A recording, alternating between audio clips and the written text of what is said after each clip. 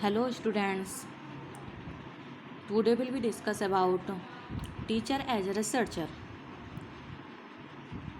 आज हम teacher as a researcher के बारे में बात करेंगे. Teacher as researcher a concept found within the preschool based philosophy of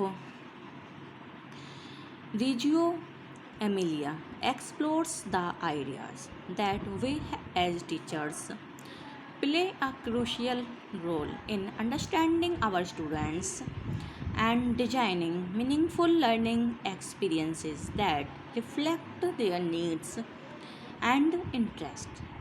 The teacher's role within the Reggio Emilia approach is to be first and foremost a learner.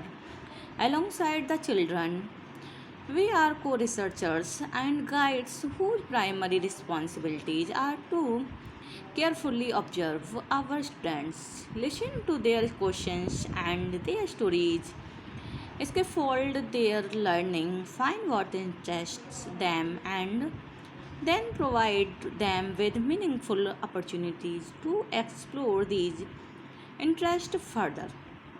In the corresponding photo of a classroom at our infant toddler center, children expand their recent study of dogs by making predictions about what they will observe when they break open a jar. देखिए जो शिक्षक है, ये शिक्षक के रूप में, एक रिसर्चर के रूप में शिक्षक की जो अवधारणा है वो रीजियो एमिलिया के पूर्व स्कूली आधारित दर्शन के भीतर पाई गई है.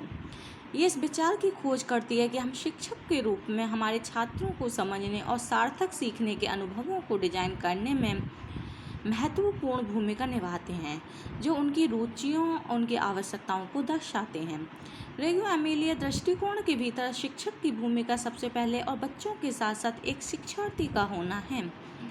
हम सह शोधकर्ता और मार्गदर्शक हैं, जिनकी प्राथमिक जिम्मेदारियां हमारे छात्रों का ध्यानपूर्वक निरीक्षण करना, उनके सवालों, उनकी कहानियों को सुनना, उनकी शिक्षा को मचान देना, उन्हें कौन सी रुचियाँ मिलती हैं, इन हितों को आगे बढ़ाने के लिए उन्हें सार्थक अवसर प्रदान करना है.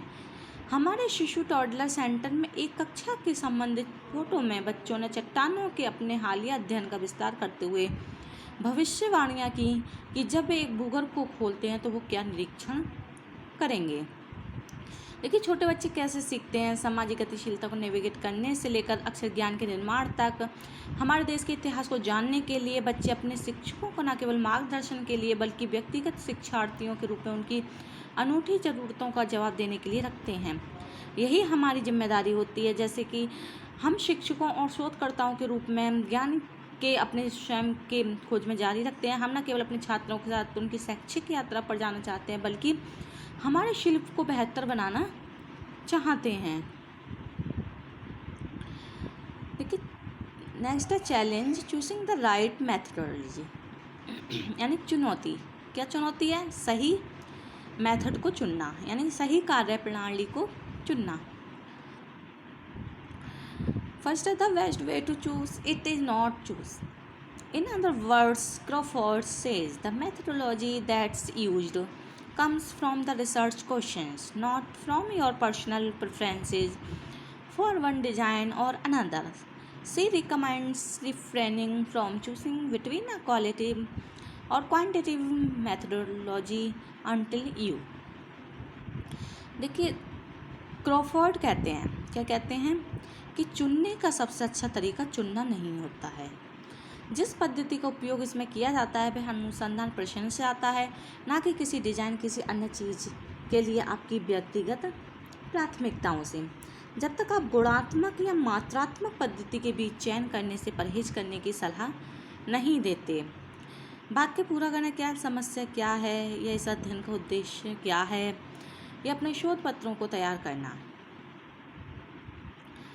नेक्स्ट है let your answers guide you. Determine what kind of design and methodology can best answer your research questions. If your questions include words such as explore, understand, and generate, it is an indication that your study is qualitative, whereas words such as compare, relate, correlate indicate a quantitative study. The design comes out of the study rather than being imposed on the study. Next, home your study design, यानी अपने अध्ययन के design को बेहतर बनाना. Once you become clear whether you are going in a quantitative or qualitative direction, you can begin to look in more detail at the methodology.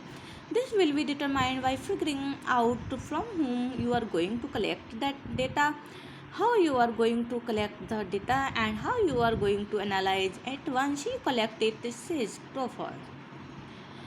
देखिए इसमें क्या होता है, जब एक बार स्पष्ट हो जाता है कि आप मात्रात्मक या गुणात्मक दिशा में जा रहे हैं तो आप कार्य प्रणाली पर अपना विस्तार से देखना शुरू कर सकते हैं. क्रॉफर्ड कहते हैं कि ये पता लगाने के लिए निर्धारित किया जाता है कि आप किससे डेटा इकट्ठा कर रहे हैं, आप कैसे डेटा इकट्ठा कर रहे हैं और आप इसे इकट्ठा करने के बाद कैसे इसका विश्लेषण करेंगे.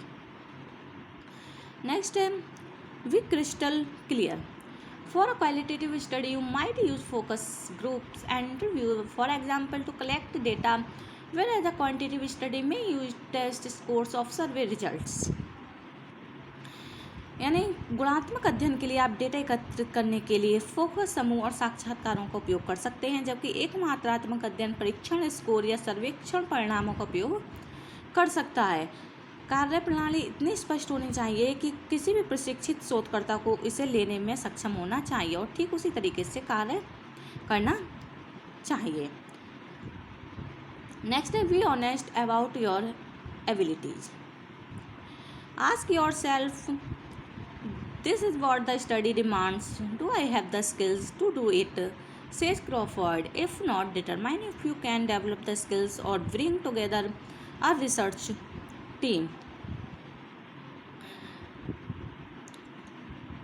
इसमें कहते हैं कि अपनी क्षमताओं के अनुसार ईमानदार रहें. आप अपने आप से पूछें क्या ये वही है जो अध्ययन की मांग करता है, क्या मेरे पास इसे करने का कौशल है. क्रॉफर्ड कहते हैं यदि नहीं तो निर्धारित करें कि आप कौशल विकसित कर सकते हैं या एक शोध टीम को एक साथ ला सकते हैं. नेक्स्ट है take your time with the planning process. It's worth consulting other researchers doing a pilot study to test it before you go out spending the time, money and energy to do the big study. यानी आप अपने आप से पूछें. इसमें क्या होता है, अपना समय नियोजन प्रक्रिया के साथ निकालें. ये अन्य शोधकर्ताओं से परामर्श करने के लायक है. इस परीक्षण करने के लिए एक पायलट अध्ययन कर रहा है. इससे पहले आप बड़े अध्ययन के लिए समय, पैसा, ऊर्जा खर्च करते हैं. क्रॉफर्ड कहते हैं क्योंकि एक बार अध्ययन शुरू करने के बाद आप उसे रोक नहीं सकते.